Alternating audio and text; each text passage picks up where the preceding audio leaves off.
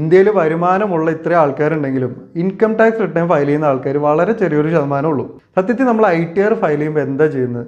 ഈ ITR file ചെയ്യുക എന്ന് പറഞ്ഞാൽ നിങ്ങൾ ഗവൺമെൻറ്റിനോട് പറയാണ് കഴിഞ്ഞൊരു സാമ്പത്തിക വർഷം എനിക്ക് ഇത്രയും രൂപയുടെ വരുമാനം ഉണ്ടായി, ഇന്ന വഴി കൂടെയാണ് എനിക്ക് വരുമാനം ഉണ്ടായത്. ഇനി നിങ്ങൾക്ക് ചില ലോണുകൾ തിരിച്ചടയ്ക്കാനുണ്ട്, നിങ്ങൾ ചില ഇൻവെസ്റ്റ്മെൻറ്റുകൾ ചെയ്തിട്ടുണ്ട്, അതിനൊക്കെ ഇന്ത്യയിലെ നിയമം പ്രകാരം നിങ്ങൾക്ക് ഈ ടാക്സിൽ ഡിഡക്ഷൻ കിട്ടും. അപ്പോൾ ഈ വരുമാനവും ഈ ഡിഡക്ഷനും എല്ലാം ചേർത്ത് അവസാനം ഇത്ര രൂപയ്ക്കുള്ള ടാക്സാണ് ഞാൻ അടയ്ക്കേണ്ടത്. അപ്പോൾ അത് ഈ ഒരു ടാക്സ് ലാബിൻ്റെ താഴെ ആയതുകൊണ്ട് ഞാൻ ഈ വർഷം ടാക്സ് അടയ്ക്കുന്നില്ല, അല്ലെങ്കിൽ ഈ ഒരു ടാക്സ് ലാബിലാണ് വരുന്നത്, അപ്പോൾ അതിനുള്ള ടാക്സ് ഞാൻ അടച്ചേക്കാം. ഈ ഒരു കാര്യം നിങ്ങൾ ഗവൺമെൻറ്റിനോട് പറയുന്ന അല്ലെങ്കിൽ ഡിക്ലെയർ ചെയ്യുന്ന ഒരു പരിപാടിയാണ് ഈ ITR.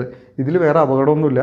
മാത്രമല്ല, നിങ്ങളൊരു മാസശമ്പളം വാങ്ങുന്ന ആളല്ല, മറ്റു രീതിയിലാണ് നിങ്ങൾക്ക് വരുമാനമെങ്കിൽ നിങ്ങളിങ്ങനെ ITR ഫയൽ ചെയ്ത് പോവുകയാണെങ്കിൽ ഭാവിയിൽ ലോൺ എടുക്കുന്ന സമയത്തൊക്കെ അതുകൊണ്ട് നിങ്ങൾക്ക് ഉപകാരമുണ്ട്. ഇതുപോലുള്ള ടിപ്സിന് വേണ്ടി ഞാൻ അരുൺ എന്ന യൂട്യൂബ് ചാനൽ സബ്സ്ക്രൈബ് ചെയ്യുക.